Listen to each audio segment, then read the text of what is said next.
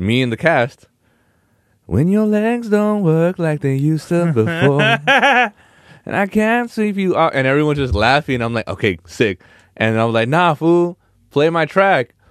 And he plays it in the next one, and because I'm in the fucking scooter, they see me rolling. Oh, I remember. That was some of the funniest shit. That was some of the like. That's the difference between I'm gonna perform my songs or I'm gonna give y'all a show. Yeah, that was fire. Mad Max was the turnout of my lifestyle. Smoking green, blowing white clouds to build the blue skies. Conversating with the gods by my wildflower to let them know that it's the God's hour. This love's the never-ending saga. Gods by my wildflower to let them know that it's the God's hour. This love's the never-ending saga. Gods by my wildflower to let them know that it's the God's hour. This love's the never-ending saga. Gods by my wildflower to let them know that it's the God's hour. This love's the never-ending saga. Walk through the sands of times like Gara. On the other side of that gad is karma. You wet Prada, the devil like inside your box now. While the angels fly over my headstone. We are back with another episode of the God's Hour podcast with your boy Big Sir Bavelli, back in the place to be, La Merca Superior, Palace 81. And we are not in fucking Palace 81. We're back in DTO Studios. What's up? And I love that as a matter of fact, you just like introducing yourself. But for those who don't know, who are you, my friend? Sir, I am Don Jesse. The D in DTO. The D in DTO, man. And for those who are unaware, while I set this shit up, what does DTO stand for? Despite the odds. And for just, if anybody's never seen the episode I have with MC Rules, if you haven't seen the episode I have with Abe the Freak, just give us a quick backstory of what DTO is and the name. What it is in the name? Well, MC Rules actually came up with that name back in the day, and ever since when we first started as a group, he ended up wanting to keep that name with us, and so we just kept it as DTO. And did you think, was it one of those moments, right off the bat, you're like, that name is fucking dope? Yeah. Well, at first, I wasn't really thinking of getting into another group because I've already been in so many other groups before. Yeah. But because it was my primos, I'm like, I'm not going to say no. And because they keep coming to me when we were recording, because I was like, I'm going to make the beats, I'm going to mix and master. And because I wanted to learn how to do that. And by the time I think COVID had happened and shut everything down, they were already recording music, and I was the one recording them. And one day they were like, hey, how about you do the hook? And then they were thinking we'll just keep them on as DTO. And I'm like, at the end of that song that we have together, I was like, all right, fuck it, let's see where this goes now. And was it something, because I know the story of all of you guys making, I forgot which song is it? It's Tail of the River. Well, we have other ones with. Well, the first one, the first session, I guess, with all of you guys, because you guys were already all solo, right? I was solo. Rules wasn't really rapping at the moment. He was, but I think he took a break. Okay. And then Abe started to pick it up because I started showing him oh, look I can do beats on my iPad, and as if it's like an MPC or MK3, and they have an app on there. Great app for if I'm on the go and I want to make a beat, and I can still make fire beats on the iPad. And so I started showing him. He was like, that's cool. And so one by one, he kept listening to the beats. He was like, oh, let me have this one, let me have that one. And then when COVID happened, we just kept inviting people over to make music, and every time everyone was just busy.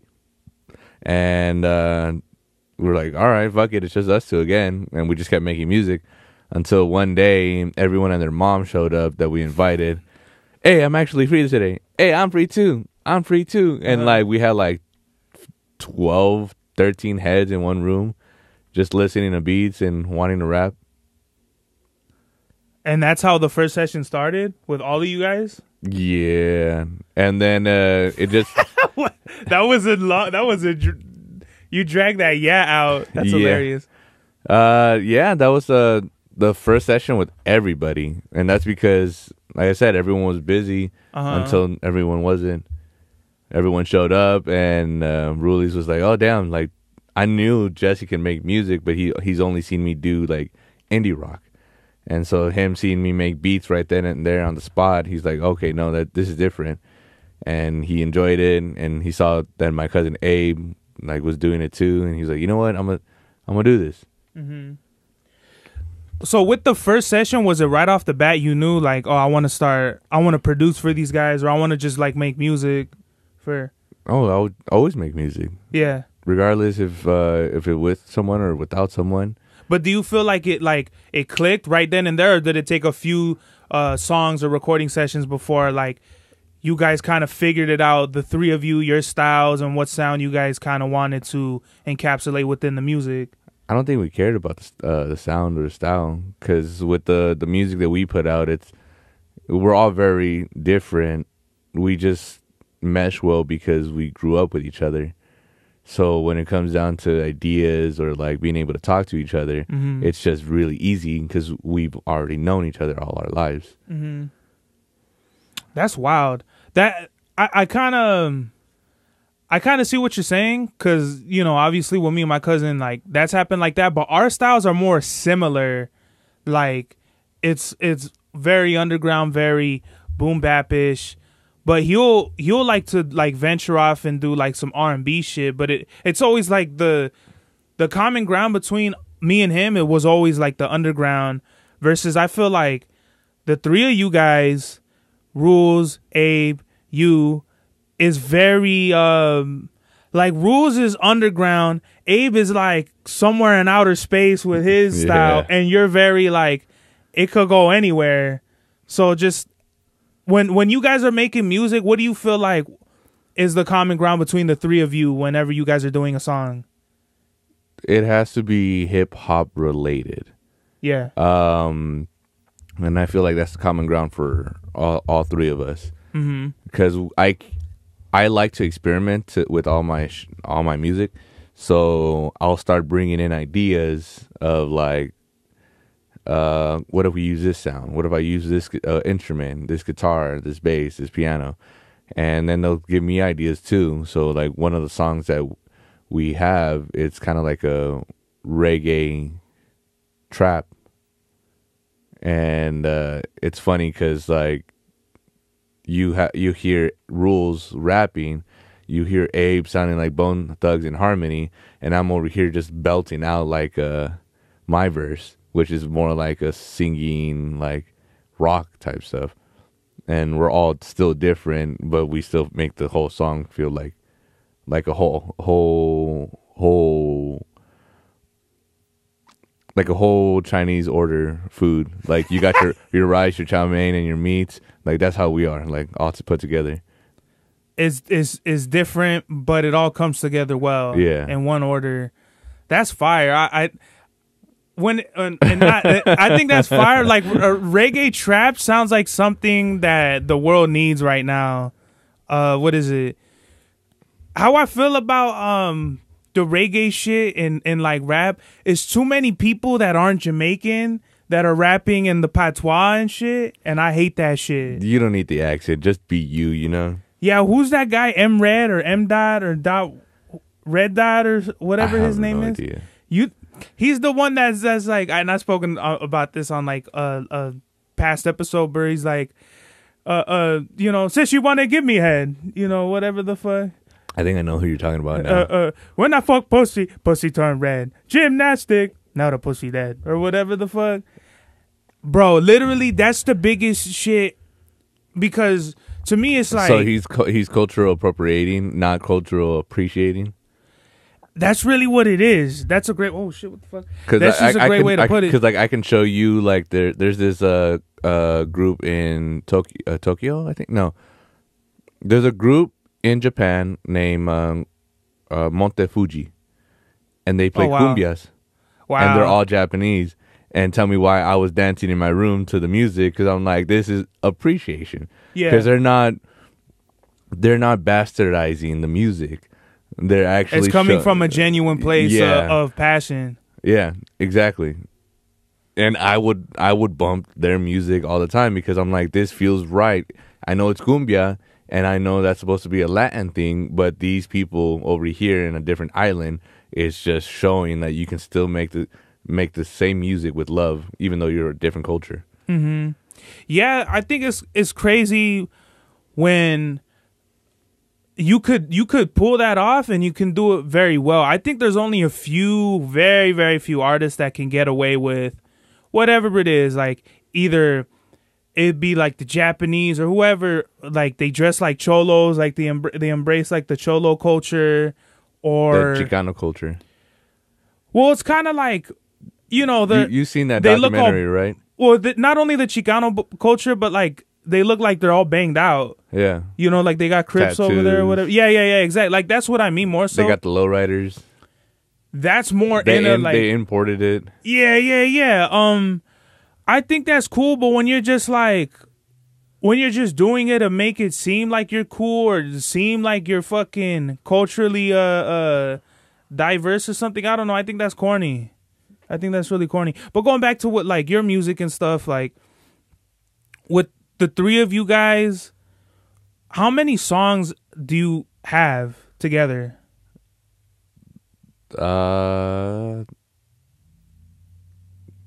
Like 8 to 10. We have out 2 or 3 songs with me included. Mm-hmm. They have a whole EP that they started, so there's like 4 or 5 songs with Rules and Abe as DTO, and I was there recording and mixing and mastering and making the beats. So I guess I was already part of the group at that time. Mm-hmm. It just wasn't until The Message that we recorded that, and that's when my voice started hopping on the records. That's the one that goes, "There's no need for me," and that song's hard. Yeah. It's a blessing, live for a while and remember the message. Yeah, that's hard. I think it has like a cool. It sounds very throwback-ish, but also like something that is hard, like dope now. Yeah. So I feel like that was probably like, it's funny because you're singing on it, that shit like got stuck in my head for like a week or something when I first heard it. Like no bullshit. So I think that's why it's a dope record when it kind of just like sticks with you, whether it be the melody or the chorus or whatever it is. I think that signifies like really great music when it just sticks with you and you can live with it and it doesn't get out of your fucking head. Like I'm just like, I'll be like, I remember I would be fucking playing video games. There's no need for me stressing. I'm just over here like, just doing whatever. I'm over here doing laundry and shit. There's no need for me. Yeah, that's just hard as hell, bro. My favorite song though is it sounds very, I don't know the style of what you would call it, but you guys are like rapping or like singing in Spanish. In the beginning, it's very Empieza la fiesta. That shit is hard. That's my favorite song to perform. It seems like it, bro, because you guys are, I don't know if it was you collectively, but Ape threw the Not of the Earth EP, Not of Earth EP at Locals Only. And I didn't, when Abe threw me the invite for that, I'm not thinking it's going to be no big shit. I'm just thinking, he rented out some shit and then we're going to, I'm going to show up and I'm going to kill it and I'm going to probably bounce just like I usually do it. But for like whatever reason, I was like, you know what? I wanted to stay and see what's going on with the whole show. And no bullshit, your guys' performance like together was probably one of the best performances I'd ever seen in my life. Oh, shit. Yeah. And you had your leg in a cast. Yeah, you were in a cast, and you were still performing the shit out of it. You saw me jumping around, hopping around. Yeah, you had the cart with you now to make sure, like, is homie not gonna fall off the stage? I was gonna do a flip, but no, you're tripping. Nah, that's not a stage you do flips off of, bro. That's you know what I mean. Shout out to Abe the Freak, but that's not a stage you should be doing no sort of tricks. No, with that song, so we've had different rooms in this building, and so we had a room all the way in the front, but then the homie rented out another one for me, and they wanted to make one into a podcast room, And so we moved everything to another room, and so it's just me, Rules, and Abe just trying to cook up something. And they were like, we should do something different. And I'm like, I have this old beat and I've been wanting to use it. I just don't know how to use it. And so I showed it to them, and I already had the hook on there. Like, es mi vida y quiero disfrutarla, disfrutarla. And they're like, yeah, let's do it. As we were sitting down writing, it kind of just like occurred, let's make it a back-to-back like verse type thing. Mm-hmm. So we all take turns. And so we all kind of just like started writing like each other's lines kind of, because our line will keep going. And then it'll be like, oh, maybe you say this, and then we'll all just keep. That's one where we all help each other out, because when it comes down to writing, we usually just write our own. Yeah. But that one is like we were just having the time of our lives writing that whole song, and I'm like, it's just a fun song for me to perform because it's like we're going back and forth. Yeah. That's a fire song. If you don't know, I'm mad that nobody could really, because those songs aren't out, right? Like none of the songs you perform. That's why I'm mad, because it's like we're talking about, we might as well be talking about fucking, I don't know, name some shit that's not out yet. Like the Pokemon world that's coming to Universal Segun. I don't know. I heard that shit's coming. It's not out, but we keep teasing it in front of people. Yeah. As soon as I'm gonna be like one of the first people in that shit. I already know. We really want to make a fun music video for that one. For like there, or what do you mean? No, a music video for Empieza la Fiesta. Oh, okay. Because it's like you have to rent out a banquet. You have to do it at someone's skiing set or wedding. Everyone's gonna have to dress up. Like, yeah, it's one of those like theme kind of type. It is, bro. You need to do like some Calle 13 shit, bro. Like, what's the is it the Atreve? Bro, that's like one of my favorites. Yeah. Shout out to Calle 13, dude. He had me fucking singing shit up that I shouldn't have been singing when I was like a little ass kid. No, but it's fun to just hop on the stage on that song. So as far as like with that song, was that the first time you guys had like performed together, or how many times have you guys performed together? Our first time performing ever as a group was it was at 626 Night Market. The homie Reggie, shouts out to Reggie Levy. Shout out to homie. So he got invited to the 626 Night Market, and he was like, "Yo, guys, sign up. They're picking up like artists to perform." So I signed up as DTO, and it was like, fuck. I think I was more nervous than Abe and Rules, because I'm like, they've never performed live in front of people like this. I have. We've been practicing, and I'm like, I just hope we have it together. And like, to me, every time I perform, I kind of just black out. And then like 15 minutes later, like the show's over, and I'm like, fuck, what happened?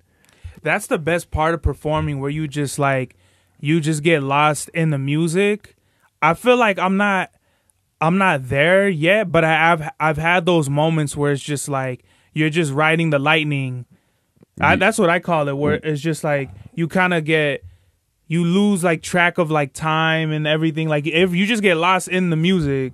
There's a word for that. High. Yeah, it is kind of like a high. It is. It's definitely. Yeah. It feels like it. The moment. I'll probably look it up after this, but it's like there's a specific word. Like it's like when you get into that moment. Mm-hmm. But no, yeah. When we went up, it felt fun because I'm like, dude, this is my cousins. Like we're performing. Mm-hmm. We're killing it. People are loving it, and that was our first show together as a group. And then we started doing a bunch of little ones. We'll do sometimes the chain reaction. We might go back to 626. Like they still put on shows over there? 626? Yeah. They don't stop. They just change the location.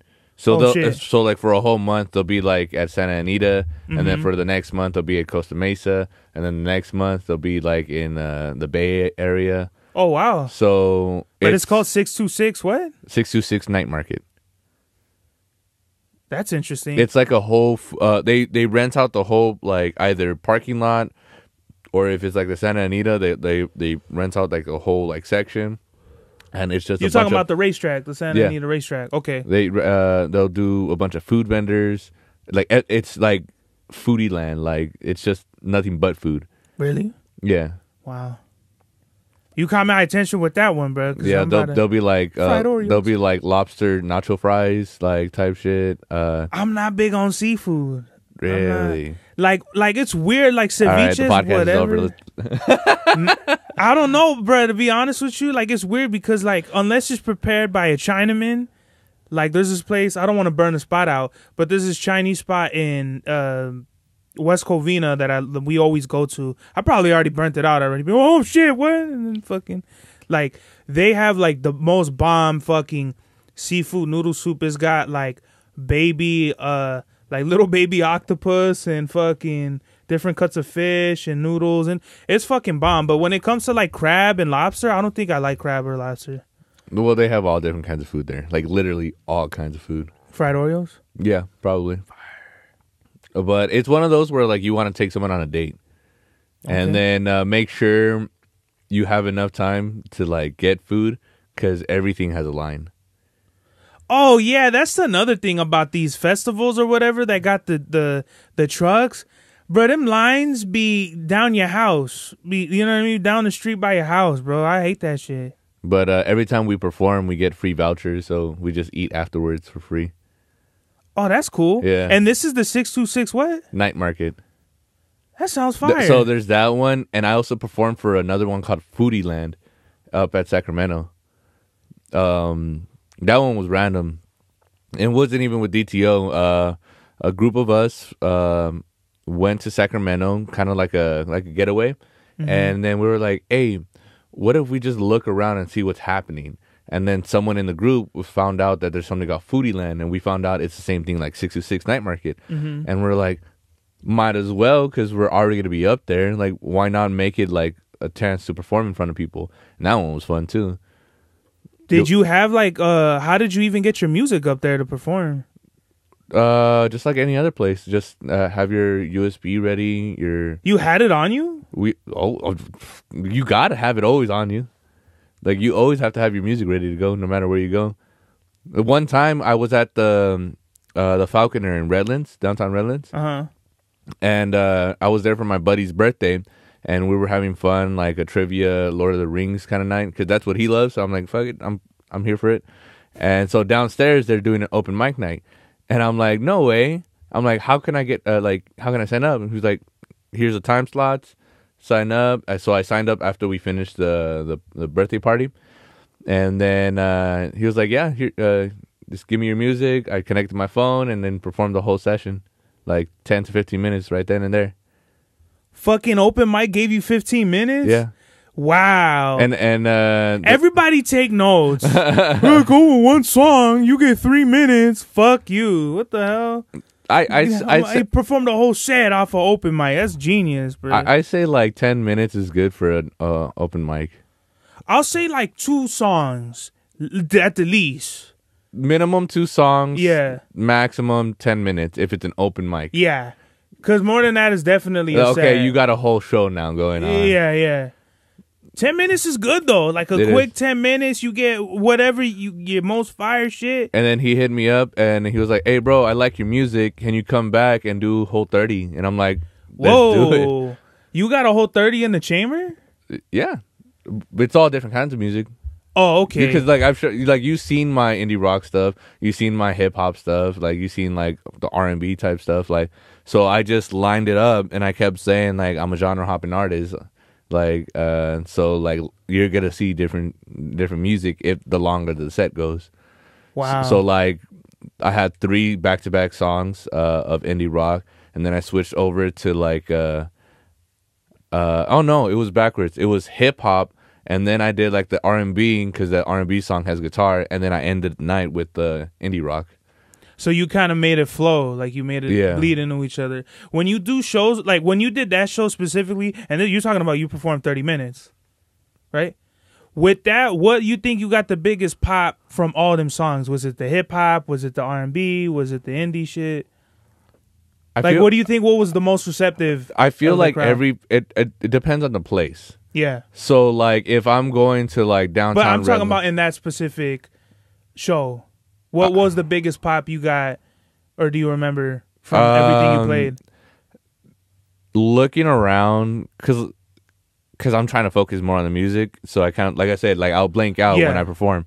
But looking around, like I think one of the songs that actually like had people like moving was like my verse and hook on Clock In, the hip hop song. Wake Up. Is that it? No, or no? That's Wake Up. Oh, Clock In is. That's a great song though. That's right. Clock in, make a little money, pay your bills. You can save a little bit and spend it on your thrills. Try to make something of your lives, but better clock in, better clock in, better clock in. That song's out too. And because we're in a bar and I'm a bartender, I'm speaking bartending stuff. Yeah. And so like a couple of the bartenders are bobbing their heads, and I'm like, haha, I got like, yeah, they're listening. And then for the drunk people in the crowd, it was the indie rock music that they were moving to, and because my indie rock music is kind of more like dancey than like the Strokes, or like the Strokes is like a cool rock, but my indie rock is more like everyone's moving like Manaka, like dun, dun, dun, dun, dun. Yeah, like that's kind of like the rhythm that my music kind of puts out, like okay, that's fire. So the drunk people like the indie rock stuff because they felt the movement rather than the words. And if you could put like on the list of like 1 to 10 being like some of your favorite shows, would you say that was like one of your favorites, or was it just something different in the spur of the moment? It's a little bit like spur of the moment. Like I can't seem to think of which one will be my favorite. What would be like hands down? Because I got 2 of them I know, and they're both like in East LA. Because I feel like, I don't know. I think I just, with performing, it's different for both of us because you could go so many different places. Mm-hmm. And with that, you could kind of like tailor your sound to the crowd. Versus me, it's kind of like I'm trying to build, literally me, I've been performing for like, the set I've been performing and cutting like and replacing songs and shit for almost a year now. So it's literally me trying to figure out the hardest hitting and like the most like aggressive songs I could put on my set list. When it comes with you and your music, how do you do that when it comes to doing shows? Are you just, let's just say if it's like a fucking, I don't know, a hipster crowd or something, are you going to play like, I don't know, more your indie rock stuff? Or I lean in depending on the venue. It's like every time we perform at the sessions that we invite everyone to, those I know are more hip hop, like yeah. And unless it's like someone who has an amazing voice, like that one guy who was at the last sesh. Richard Luis, right? Shout out to him, bro. He sings like a fucking angel, bro. I'm like, Justin Timberlake just walked into the fucking. He gave me Usher, Weekend. Yeah. He was giving me those. Fuck, what did you say? Justin Timberlake? Nah. Well, no, actually, no, I'm not going to shit on Justin. He got a really good voice. Yeah. He literally like left NSYNC and still had a career after that. Like, yeah. He fucking, cry me a river. Yeah, like that man had control of the radio for a while. He was, I think it was the song you were singing. Yeah, him and Pharrell. Yeah. Him and Pharrell was like... Pharrell's a genius, legend. Bro. But I tailor my music towards the crowd. So like if I'm doing... but the thing is, my music isn't aggressive. Mine is more like... I guess you can mellow. Say... mellow, friendly. I try to go for the energy to get people moving because I love to dance, I love to move, I love to sing, I love to like the music controls me, so I'm like, all right, let's go. And is that your preferred pocket? Just kind of like more slower, kind of like chill vibe music, or is that just something? Is it something you gravitate towards? I think like it just happens naturally. Yeah. Because if I want to, I can go into like a harder like. Have you seen DTO when we did Los Tres Reyes? How does that one go? It's like a drill type beat. Oh yeah, DTO. Yeah, that one's hard. Because with that one, I'm like, oh, I got to come in aggressive, but I'm not an aggressive person. I never grew up in that life, so I just based off my whole verse on like cartoon and video game references, and really? just jokes. So what are like some of the lines that? Because like who's gonna say like I'm gonna break this beat like a Kit Kat, like. It's that's cheesy. Like all my shit's gonna be cheesy, and all my shit's gonna be referencing movies, cartoons, and video games. So I'm gonna break this beat like a Kit Kat. Hit back, finna get hit with a whiplash. Get back with a Wolfang fist. I won't miss. I follow it up with my own special beam cannon. No demon king Ganon calamity caused by me, and it's only because I broke the chains that held me back like Tai Long. All y'all better run. So I reference that's the dude from Kung Fu Panda, Kung right? Fu Panda, Tai Long. Wolfang Fist is Yamcha from Dragon Ball Z. Special Beam Cannon is from Piccolo. I'm no Demon King Ganon, the fucking Ganondorf from the Link.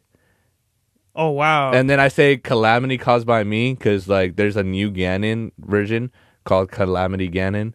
So I'm like, okay, let's keep going into that. I mean, as cheesy as or whatever it is, I think there's a definitely a lane that needs to be, you know what I mean? I definitely feel like your sound should like that lane should exist no matter how, because people will shit on anything, bro. Even if you are the most street, people will shit on you for he's too street. All he talks about, like, people are gonna have opinions about whatever. So I feel like the more you just embrace however you are, because if you did try to jump out the window and say some shit like that's not really you, I think that's where you go wrong. That's when people can notice. It was like something sounds off. Yeah, like that's not really you, bro. Like the fact that you.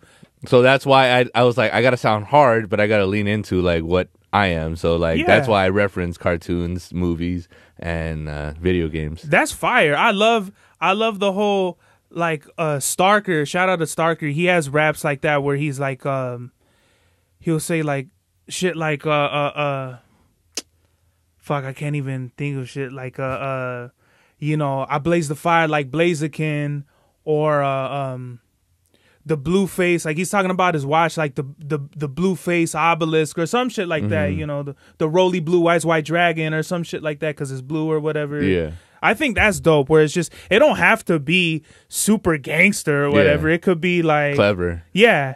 And really, because like, tell me why I'm watching O Solo videos now, because I'm like, this fool. Everyone else everyone is like coming in like acting hard. I'm gonna fucking shoot you, this and that, and he's like, my dogs are like fucking Scooby Doo, and I'm like, him and what's his name, Inez have like some of the fun. They're funny ass battlers. It's like he's rappers. Clowning you with jokes after jokes after jokes in his whole like rap, and I'm like, that's hilarious. Like, let me do that. Like, I can do that. He looks at O Solo. When he battled Sway 7, he's he had a shirt on that says Team Hami. He's all, Team Hami? No, fuck it. It's Team Lobby. Because that's where y'all at, because y'all can never get inside, B. That shit is so fucking stupid. Like, I love O Solo. Like, his shit is like super unorthodox battle raps. When it comes to DTO and you guys, how does it feel when you guys are performing versus you guys are recording music? Are you recording music like, oh, this shit's gonna be a banger, like fucking when you perform? Or is it more so when you perform, you pick the tracks that are like, okay, this is performance type shit? We select the tracks that we perform, and we line them up as to how we think we should go. Because every time we come into the studio, we're here to like make music that we enjoy, not so much for like, we're not going like that whole like pop route, like okay, this has to be a club banger, in the mindset of like, okay, it has to be like, pop. Yeah, and nothing wrong with pop. I love making pop music too. It's just that when we're together, it just kind of just, we're gonna go with our flow. Like, we're having fun with it. We want to enjoy it fully. And when it comes down to performing, which ones we choose, it's like, all right, how hard do we want to start the show? Who else is performing that night?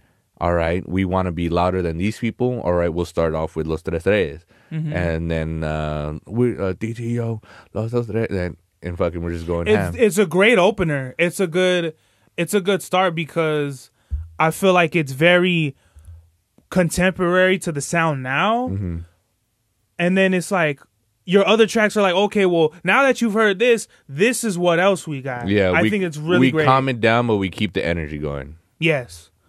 Or like we used to, I think, open up with "What more can I say?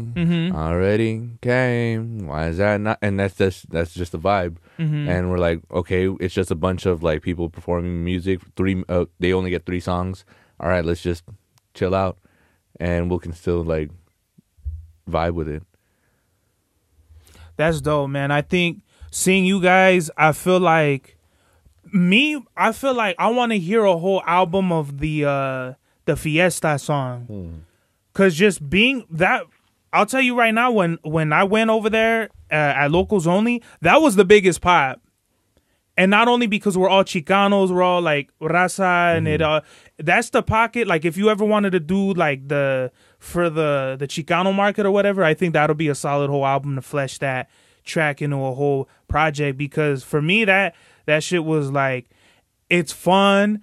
It's a funny song. It's like, I feel like we were just goofing off that whole entire time. And it's fun. I think that's what a lot of what hip hop is missing. A lot of it is either sad or it's serious, or it's, not many songs are fun, like, and funny in that way. Like the first line, it's Abe goes, "Entro la fiesta, Jesse no contesta, hey rules, get the shots ready on the mesa." Because I'm known for just like being asleep all day.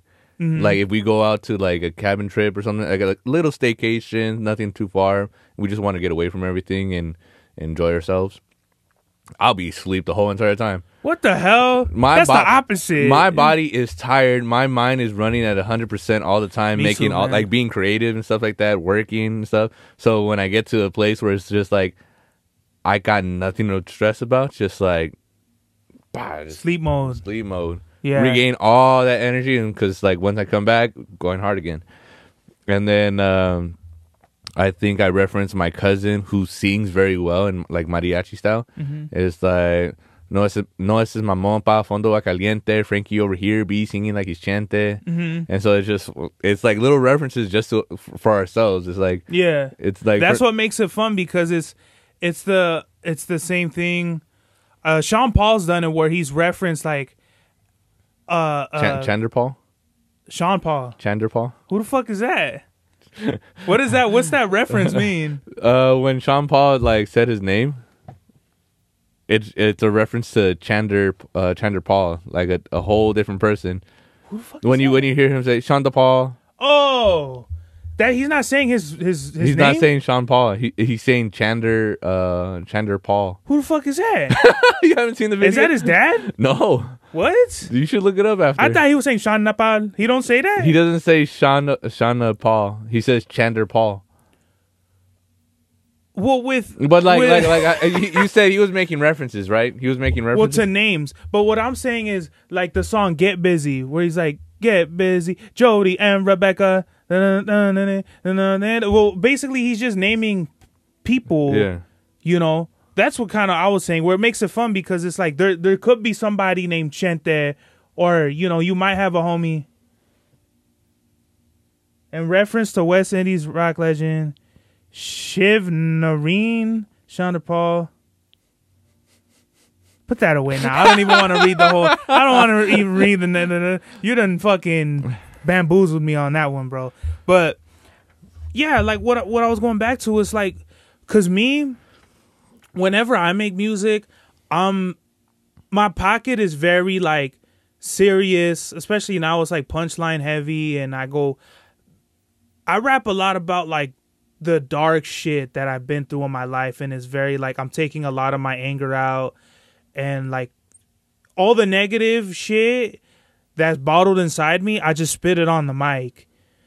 And I think the best way to, if you're looking at the fucking, what is it, the wheel or whatever, the opposite of that would be that song. where it's just very funny. It's very light. It's like you kind of do have it like, you know, you're making fun of some shit, but it's all like within. It sounds like a kickback. It sounds like, you know, when you wear like some fucking, you spill pozola on your shoes and you know you're gonna get clowned on, like because the primos are gonna get you. Yeah, you already know you're gonna get clowned on. The minute whoosh, you're like, man, there goes the Air Forces or whatever. You know what I mean? With that song in particular, how was that session? Like I said, I had a beat ready. But how did it feel? Like the energy, like the. It was just fun because we were just going back to back and helping each other out, like when we were writing the whole like verses and everything like that. Because it went from like, okay, we're gonna give each other like a bar each to like, okay, no, we're going back to back. It's like we're not gonna get 16 each. We're all gonna go 2 2 2 2 2 2, make it a 12, and then go back to the hook and then go back, and then we're gonna get 4 4 4 to keep it a 12. That song reminds me of React. I don't know if you know that song React by Eric Sermon and Redman. No. It's like you probably heard it before, but it's like it has like when Indian samples were big in the early 2000s, where it's like whatever she said, then I'm that. Oh, how you react, some shit like that. Okay, but it's really fun. It's starting to feel familiar. It's like no. And yeah, it sounds like that. It's varying that much where it's just like funny and it's fun. I love that shit. I think hip hop needs a DTO to, like, for real. A whole Empieza la Fiesta album? No, not even just that, but like the three of you guys. I need that album for sure. But you know what I mean? Like, I think that's something that a lot of people would love to hear. I mean, I want to hear it, and I can't be the only one because that shit shut down the whole locals only, bruh. That whole night for me, it literally changed my life because that was when I met Two Souls. I saw one of the best fucking performances ever, and then I met 30 Miles there. Yeah. So literally that night, like you don't look at it that way. You just think, oh, like that was the fucking time, but like no, like literally that night was a life changer for me. That performance, because Abe let us have me and Rose have like our own little mini sets before he went on by himself. So within that whole DTO, he was like, yeah, bro, like choose like a couple of songs so that way we finish off DTO, we can go into his EP, and I'm like, sick. And me and the cast, like, I can't walk and I can't do shit. I'm in the scooter. I'm like, how do I make this funny?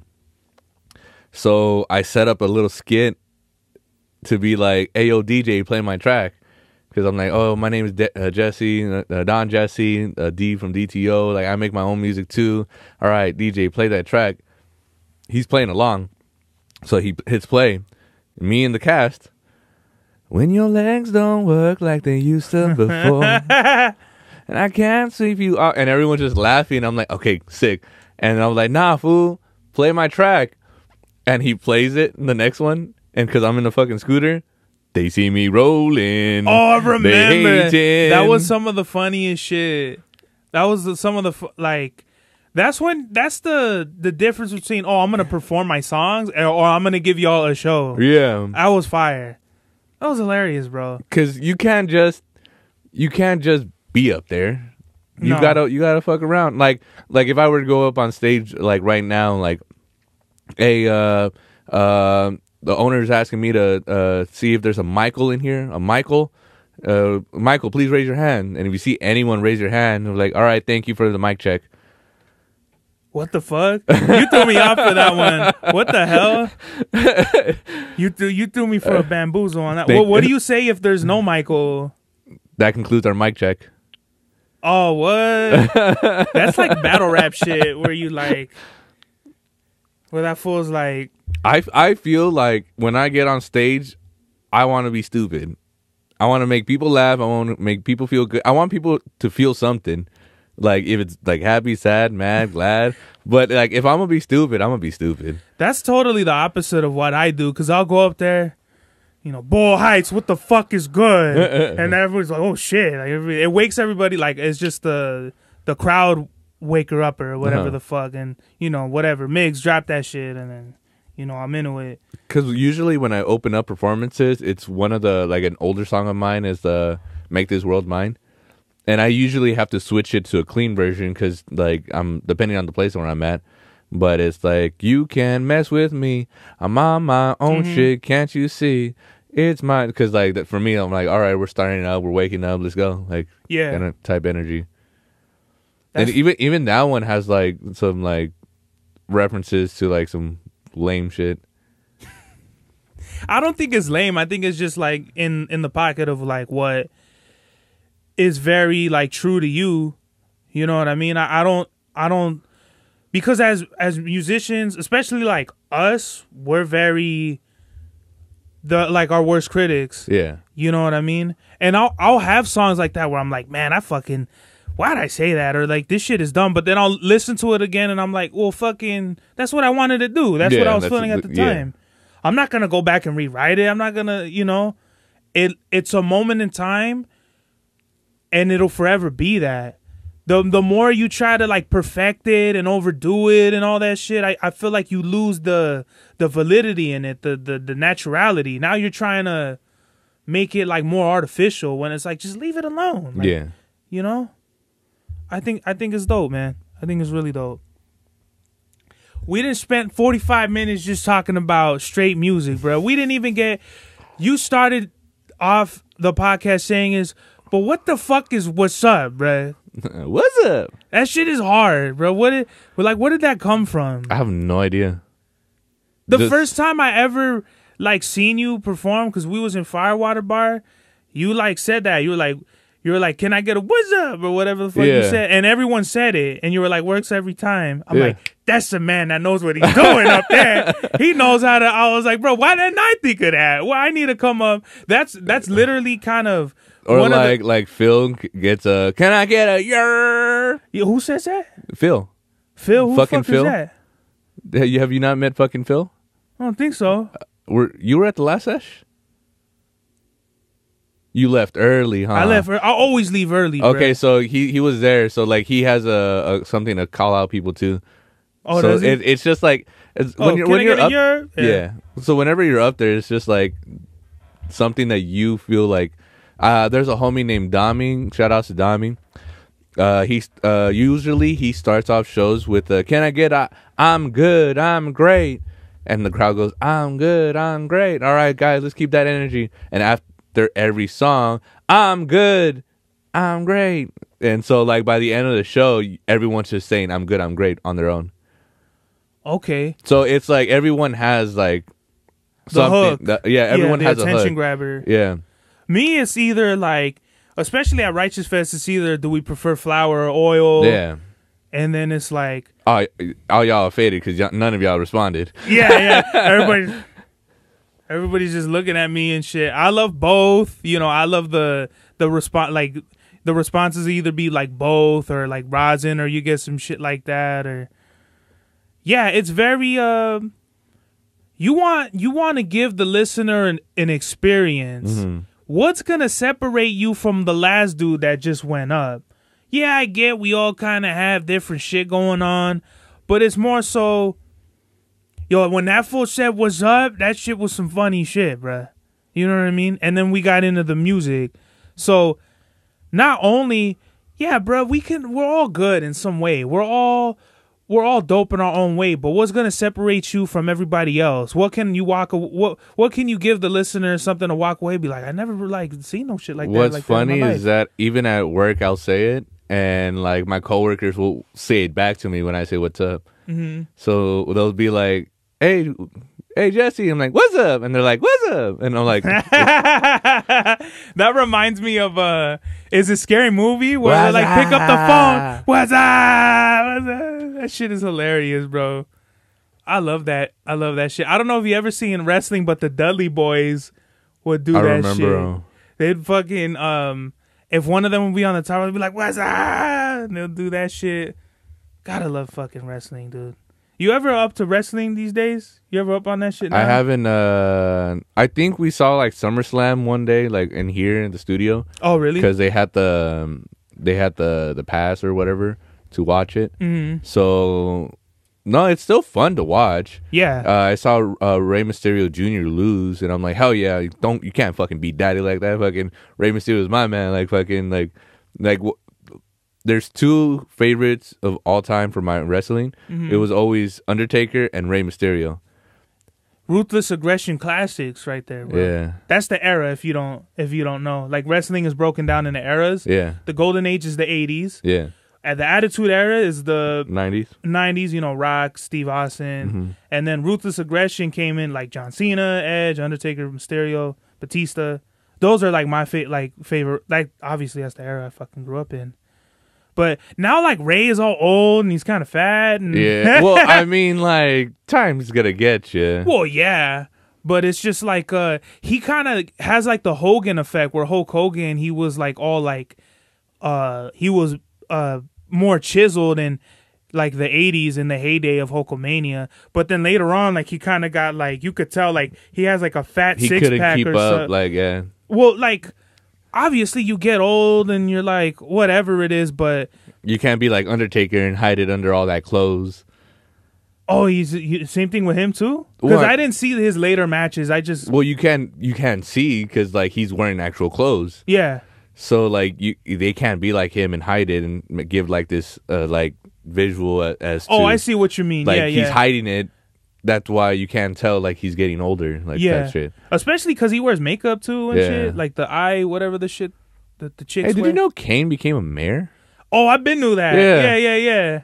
That's still a trip to me because I'm like in my head I see Kane as like this ruthless, like aggressive, like man. But growing up, you see him as the character and you forget they're actual people outside. Mm-hmm. And so when I was younger, when I saw that, I was like, yeah, the Formula wrestler Kane is now a mayor. I'm like, the fuck?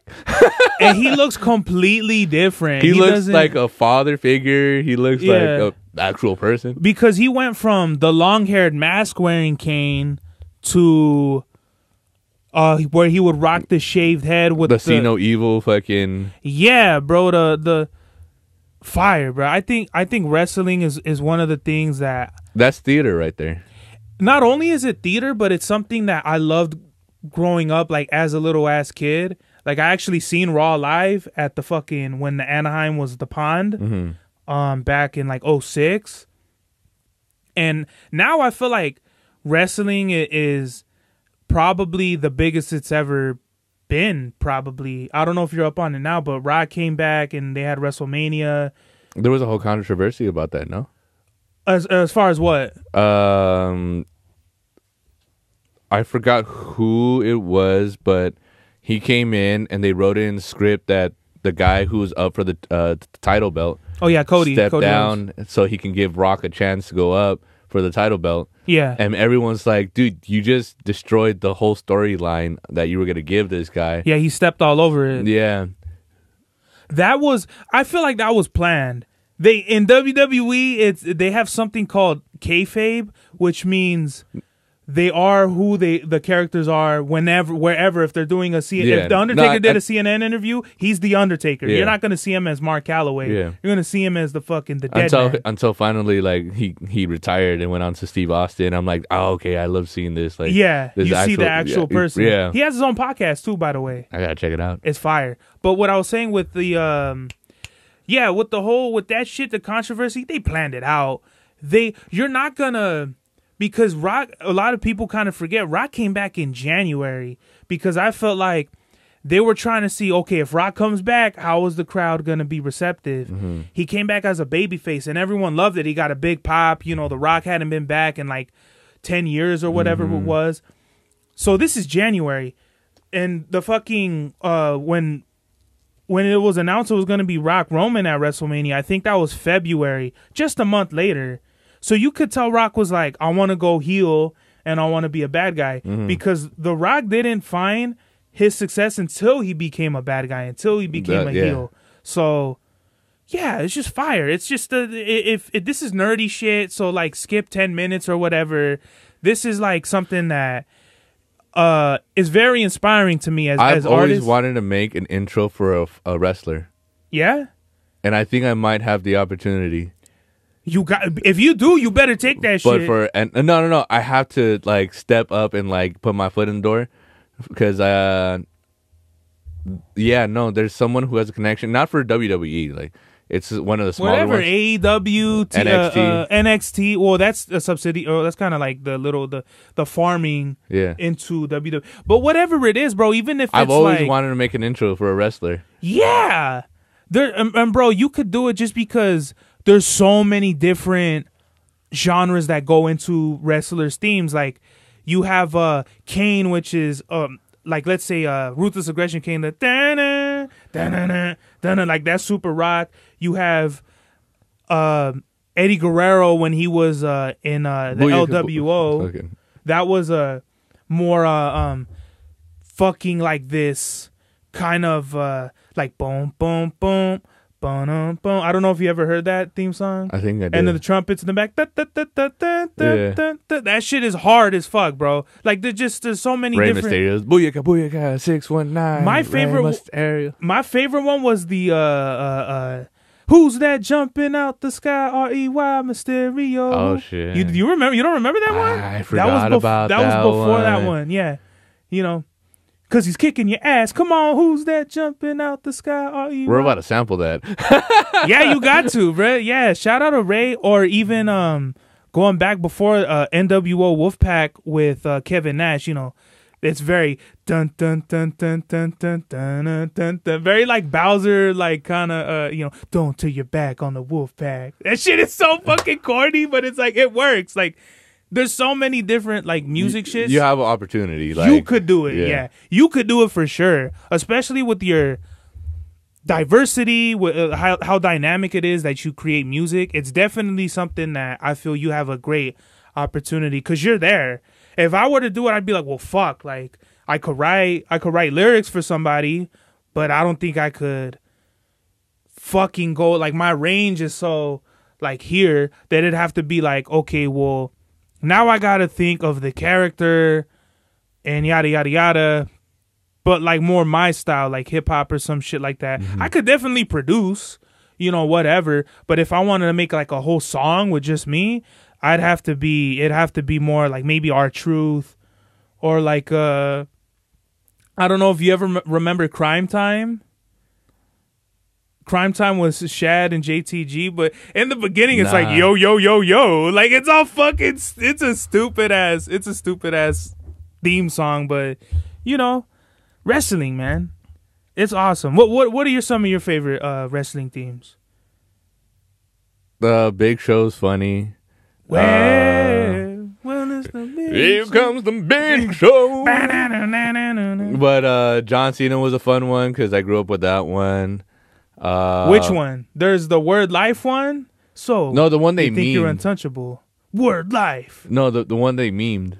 Your time is up. My time is now. You can't. Have you heard the? Do you know? You remember JR Jim Ross? What?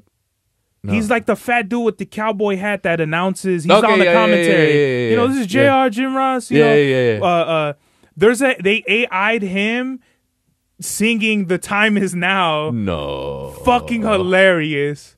Yeah, he's like, so you think you're untouchable? That shit is so fucking. That shit. Oh no, that's the Word Life, not the Time Is Now. But still, it's fucking hilarious, bro. Yeah, I'll say my favorite theme. Ray or because like even though like I love Undertaker, like they changed. He's been in the game for so long that it changed so many times. So there was like they gave him the America like biker look. Oh, the American Badass. Yeah.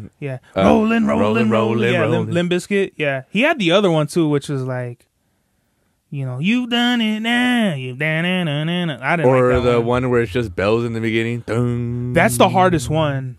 Dun. Dude, him and Sting had. I don't know if you're familiar with Sting. Sting were like him and they had their characters were very similar. Like Sting, his theme music was like weird. It was even more like ambient sounds, like lightning and shit. Same thing with Undertaker, but Undertaker was like like Halo, like a twisted Halo type shit. Sting was more like. I've also wanted to make like video game music too. Like what? Like Super Mario? Well, what kind? Like any Zelda? kind, but like I guess the one, like if I were to show you the one I have ready, it sounds like Zelda Final Fantasy, like an epic scoring, like Kingdom Hearts. Okay. Like dun dun dun dun dun dun dun dun dun dun dun. Oh wow. Dun dun dun dun dun, and then it all builds up, and that kind of sounds like Pokemon too, like when you go in a battle. Yeah. Dun dun dun dun dun dun. Dun. Yeah, that's hard, bruh.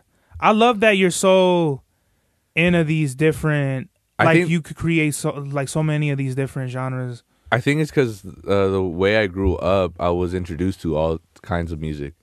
So, I mean, I did too, but the fact that you could fucking do it, like people don't understand. Like if people don't know, I'll say it for you. You're a producer. You're a fucking rapper. You compose everything, mixer, master, the engineer. That in and of itself, like okay, being a good rapper is one thing, but then you want to stack that up with producing, with mixing. That shit's hard, bruh. And the fact that you could do it across different genres, and you not only can you sing, you have the vocal range to do it. I'm not about to do that. I'm not gonna give you that. The most I could give y'all is a 1, a 2, 3, 4. And some clever punchlines. Yeah, because like you get everyone. You get even the homie who I look to like. Hey, do you think this person's cool? Because I think this person's cool. Mm-hmm. So when you went up and performed, he's like actually listening to you because like he's like, wait, shit, this was actually spitting. Like, yeah, the jokes in there, the punchlines. I'm like, that's fucking funny. For which performance? Which performance? I think we were at the Firewater. At Firewater? Yeah. Oh yeah. That's because when I first met you guys, you Rules and Abe, right? I think it was a different time though. Are you sure? Because I feel like that was like the one and only time we met each other. I think it was at Abe's EP. Oh, Not of Earth. Yeah. Yeah. Because he was there too, the homie, and he was like listening, mm-hmm. And I'm like, you don't listen to fucking rap, like you're actually paying attention to this fool, like hell yeah. Yeah.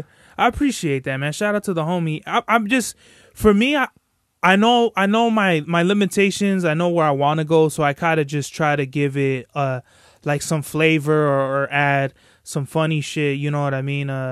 Going back to like with the whole wrestling and shit, I just, because I know my sound can be a little mundane, I try to like get inspired and influence myself with so many different shit, whether it be wrestling or painting or whatever it is. And that comes out with the music, like with whatever it is. When it comes with you and your music, like what inspires you? I don't know. It's all over the place. There's no real inspiration. It's just the matter of like, this is what I enjoy doing. Mm-hmm. And I've learned. But nothing really like inspires you? Like whatever it is, like you'll put on like a movie or shows. It could even be like an outfit or something. Like I'll get fly and shit, and I'll put that in the raps. Nah, it's just a flow state that I get sometimes. Where you just get inspired to make music? That's the word, flow state. When you black out and like you're just doing the performance without even thinking, like it's called flow state. So even when it comes down to music, it's like sometimes I'm just bored and I'm like, you know what, fuck it, cling. Okay, these are the chords I'm gonna use, and then I just go off of that. And it'll be like, okay, am I gonna go major or minor? Okay, I'll keep it like that. And then, am I gonna want to be able to come up with and it's just a process. Once I start the idea, it just goes. Mm-hmm. There's because I mean, you can get inspired by. This is how I feel about inspiration. If I were to go see a Jackie Chan movie, and how he's doing the flips and the jokes and like the funny like, slapsticks. And it's like, I come out there and like, I feel like, oh yeah, I'm going to be like Jackie Chan. And once I get into the car, it's like that it's over. Like, I'm not going to be Jackie Chan. Like, well, I mean, like, I don't feel like in terms like you got to take that and run with it in the music. I mean, more so where, it'll serve as some sort of inspiration for you in your music. Like for me, it could be just as simple as fucking going out for a walk, doing exercise or playing, video games or whatever it is. I know it's something that if I don't do this, I'm just going to be it's not gonna serve as no it's not gonna serve any types of creativity in the process. You know, you don't have any of that. No, here's the thing, my head is never empty. It's always like playing something. If I play something audibly, it'll kind of like lower the ideas or thoughts. But like I'm always thinking of music. It never goes away. Even when I was like coming into coming over here for the podcast, and you heard me saying I'm listening to Joe Rogan. Yeah. As I'm listening to him, like in the back of my head, there's an idea like cooking up. Mm-hmm. There's always an idea in my head. There's never an empty, like, there's not a moment of silence, which is weird, but I feel comfortable in that. Because like there are times where I'm at work and I'm like, okay, this Saturday I have a show, and I just run the whole show in my head. Literally from the beginning of the first song that we come out to the ending, and to the jokes in between, and then the audience, like, you're figuring it out, of that already. It's in my head already. So it's like, okay, we're doing a 30-minute set. We're starting off with What More Can I Say? And then in my head, I already hear the ding, ding. You're a Gemini, aren't you? Ding, ding. Yeah. And then I'm listening in my head. It's like, okay, that's when the hook comes in, and I'm in my head. I'm performing. As I'm doing my actual job, it's like, okay, it just never stops. But I'm comfortable in that. So there's, like I said, I don't have an inspiration about anything for the music because it's always there. It's just never gone. It never turns off. It's always with you. That's fucking crazy, bro. I know, and I don't mean to get all fucking philosophical or spiritual miracle or whatever the fuck you want to call it, but like, just talking with you, like, now I just realized, and then also too with all the music shit that you be doing, you're like a super fucking Gemini, bro. Like, I don't know. What does that mean? Okay, so Geminis, it's an air sign and it's mutable. So what that means is it's changing. Mutable means it's like a chameleon, like you'll fucking blend in. Mm-hmm. Like if you're around people that are aggressive, you'll fucking get aggressive. If people are getting fucked up, you'll get fucked up, or like whatever it is. Like, you change with your surroundings in your environment. Geminis are very cerebral. Gemini rules like the neural system. So like you're fucking, whatever the thoughts that fire off your muscles and shit like that. Nonstop fucking thinking. Just like, yeah, it's communication and like the sharing of information. That's all Gemini. Gemini's the twin. You always have the angel and the devil, shit like that. So I'm super into astrology. I'm a Gemini moon.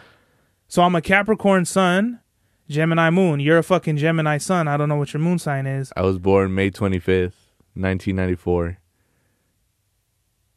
Okay, well, I'm not gonna look up. You're like super into astrology. I thought you had it ready. No, because I gotta read your chart to break down your other signs. Mm-hmm. But basically, yeah, the sun, Gemini, being a Gemini sun means that's how you go about your world, life. Like, you're real extroverted. Gemini's multifaceted, so you could do many different things. The problem with that is you do not want to get burnt out.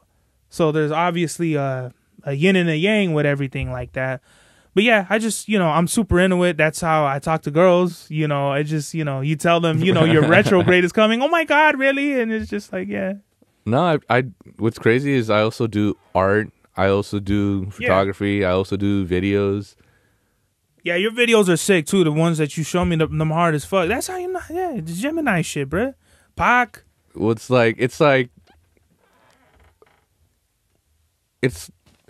like music is just one part of the burger. It's like you gotta have the lettuce, the tomato, the house sauce, the cheese, the brioche bun to get the whole meal. If you're not up on brioche buns, you need to go to the store right now and get you some, bro. Get yourself some pepper jack cheese, some bison beef, bison beef. Bison. What the fuck? Bison burgers are bomb. Really? Yeah. I just had a turkey burger and I'm not with this shit. Get a bison beef patty. Where the fuck you get that at? You can probably find patties at like the grocery store. Just wherever. But to find like a restaurant that does it, it's not that often. You'll find one. I feel like I've watched too many episodes of Avatar to touch bison me, because I'll think of Appa and I'm just like, nah. Well, I grew up and I've seen like the process of how like a goat was made into menudo. Oh, me too. Yeah, so it's like, it's never. I've seen goats get their necks slit open and shit like that. You seen those videos on TikTok and Instagram that where they had the Pokemon and they chop it up and prep it up into meals? Oh no, no, I don't want to see those videos. I'm over here thinking like, I like spicy food. Maybe I might be able to eat a Charmander. You're tripping. Hell nah. Or there's like Pokemon Snap. I don't know if you're familiar with Pokemon Snap. There's a video of a Pidgey flying down and just taking a Magikarp and flying away. I was like, oh no, I forget this shit's supposed to be related to real life nature. No, but I feel like being creative doesn't just stop in music. It has to be, for me, it's like I have to give you the whole product. Yeah. And I love learning, so that's why I do like music videos for the homies. Mm-hmm. And it's all on just a phone. It's not even on a camera, which trips me out because I keep telling them I don't have a camera, and they're like, "Yeah, but it still comes out." But it's on the phone. It still comes out hard though, and I'm like, "All right, you said it." Like, it does, bro. Like I forgot what video I seen this on, but they were like, they had like a Canon and like a phone, and they were like, if you're not an expert at this, you will not be an expert at this, because the phone is so simple. It gives you the basics like of what you need and more, depending on what fucking phone you have. There's so many like features, and then everybody got whatever the programs they got. I don't want to shout y'all out, but you know, with technology today, there's so much you can do with what you have ready at your fingertips. What is, like, out of everything you do, what do you think gives you, what do you think you love doing the most out of everything? Music. Yeah. Me too. Right away. And would that be just like singing, writing, producing? All of it. All of it? Yeah. It all gives you the same? I can't just pick one. Like getting clarity out of like mixing someone's vocals is like, okay, fucking, I finally found it. Mm-hmm. And thankfully the homie was like showing me how he does it. Because like I keep wanting to learn more and how to get better. So I'm like, I keep bugging people who I feel like are really into this, the craft. Mm-hmm. So the more I can learn, the better I can get. And so like I'll even look up like how to do like jazz chord progressions on the piano or the guitar, or how to layer vocals in a different way, or like just the whole process of making the music and creating it so people can listen to it at the best of my ability. That's wild. I love that too. I just love the whole process of making music and just learning. And there's no, once you feel like, get the fuck out of here. Once you feel like everything is, you figured everything out, like, oh, like it's just a walk in the park. I could just go in the studio and make whatever. I feel like you kind of lose the whole point. Like the whole point is to like learn and really figure out, like. That's why I feel creating little challenges for myself keeps it going. Because I know I can come in here and just make a fucking banger. Yeah. I can come in here and make the most simplest song and have it pop off because I can come up with a catchy tune and then a catchy hook. Mm-hmm. And then you don't need to listen to the verse because that's not important. All you got to do is sing along every time I hit the hook. Mm-hmm. But I like creating challenges for myself. So I've done it several times where it's like, I'm going to make a song in an hour. I cannot think. You just have to go. You have to run. So once you set up the rule, 1 hour, all right, what key are we doing it? Okay, let's say like G major. Okay, what tempo? That's comes out, it's like 100 BPM. I'm just Google random. It'll do it for you. Mm-hmm. And then you just go. You can't think, so now you got to come up with chords right then and there. And you can't think, so you got to put the drums in there. You can't think, so you start spitting whatever's on the top of your head. And so like you come up with a song and it's 1 hour later and you have a song. But it's an exercise for you to start thinking outside of the box, basically. Because you already said you can come in here and make a song and sit down, do the whole process, take your time on it, and then put it out. But it's like, okay, let's let's like kick your ass a little bit and like get you moving.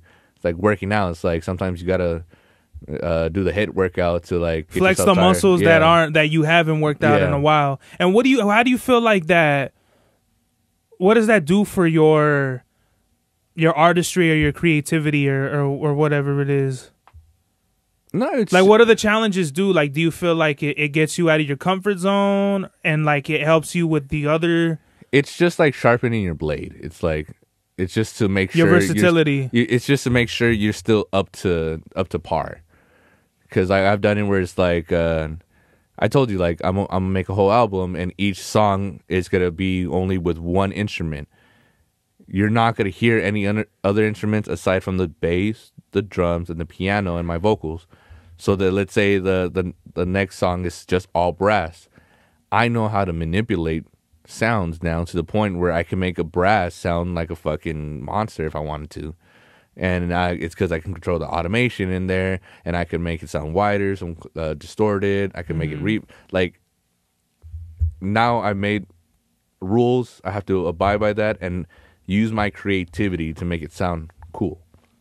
Your creativity flourishes within the limitations that you set within the challenge. I think that's fire. Because that cinematic one I showed you, there's no instruments in there. It's all my vocals that has been manipulated to sound like that, aside from the drums, the bass, and the piano. And if is an instrument in there, it's probably the vocals of that come on Logic, just because I wanted more background vocals. But when you hear like the other noise, the whoop whoop whoop whoop whoop whoop, and I'm like, okay, no, that's my vocals that I manipulated to be part of the percussion. That's dope, man. If there's producers out there, man, I highly suggest you take Jesse's advice and do some of that, because that shit that, I mean, I know it, but it's just like, for me, it's, I'm not a super producer like that, but I feel like maybe I will get into some of that stuff later. I just think I just want to get into the meat and potatoes of either playing saxophone or guitar or whatever it is. I'd actually want to hold the instrument and manipulate the instrument, you know what I mean? Because obviously doing the software instruments is one thing, but actually doing it like physically is like a whole different. That's why I said, like, I'll look up videos to see like how to play progressions, how to different songs. I've told my younger cousins before, because they wanted to get into guitar, and I'm like, what kind of style? Oh, I want to do metal. Okay, start off with that, and then start learning classical music, start learning jazz music, start learning hip hop, pop. And they're like, but I want to do metal. I'm like, you're not going to be great at metal if you don't learn outside of metal. Because if you stick to one, you're going to sound like everyone else. But if you start combining other styles of music with the music that you love, it'll set you apart from everything else. Yeah, totally. Before we get out of here, what's the message of the day? The message of the day? I don't know. I wasn't ready for that. Put both socks on before you put on your shoes? I don't know. That was wild right there. Put both socks on before your shoes. Have you ever met anyone who put one sock, one shoe, one sock, one shoe? I don't think I've ever met nobody while they was dressing up like that to answer that question, bro. I'll say this though, as far as the message of the day, I think you kind of like danced around it, but like, get out of your comfort zone. Everyone wants to be comfortable in the artistry or whatever it is. The more I feel like you branch out and you try to do other things, like, even if it is like something you're uncomfortable, just sweat it out. Like, really, like, figure out, like, this is what I don't want to do, or maybe I found something new that I do like. And I feel like that's something you did. You find, whatever you want. Like, the whole concept album, I think, was fire. You broke it down. I'm not going to say it on camera because that's your idea. But it's just, I think it's dope. You're just finding these little things within challenging yourself that you're applying, and you're kind of like a man of 1,000 weapons or whatever. Like, you're just building an arsenal. I'm just a Swiss Army knife, bro. Yeah, like, literally. Swiss Army producer or whatever the fuck. I think that's fire. Jesse, I thank you once again for coming on. We barely scratched the surface. We could make a whole anthology. You know, I had no notes for this. Really? Nothing. I knew, okay, I had like maybe 2 pointers. Like, okay, we got to hit these 2. But we didn't even get into, you know, where you're from and all that shit like that. We just started talking about music. And that's what I think. And I think that that's where what I wanted to get into. Like, we could have went so many different places, but I think that's where I really wanted to get into. And then I want to get the 3 of you guys in here again, and then we'll get the whole DTO podcast episode. But I want to do it when you guys have like the next single or something, so we could promote that and then give a little bit more backstory on that. You know what I mean? I'll try to push for Empieza la Fiesta then. Yeah. We gotta maybe Mexican Independence Day.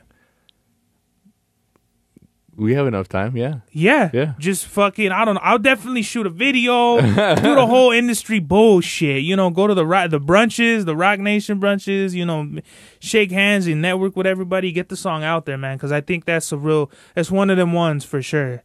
It needs to be out there. Hell yeah. Fuck yeah. Thank you once again. This is the God's Hour. Max was the turnout of my lifestyle. Smoking green, blowing white clouds to build the blue skies. Conversating with the gods by my wildflower to let them know that it's the God's hour. This love's the never-ending saga. Gods by my wildflower to let them know that it's the God's hour. This love's the never-ending saga. Gods by my wildflower to let them know that it's the God's hour. This love's the never-ending saga. Gods by my wildflower to let them know that it's the God's hour. This love's the never-ending saga. Walk through the sands of times like Gara. On the other side of that gad is karma. You wet Prada, the devil like inside your box now. While the angels fly over my headstone.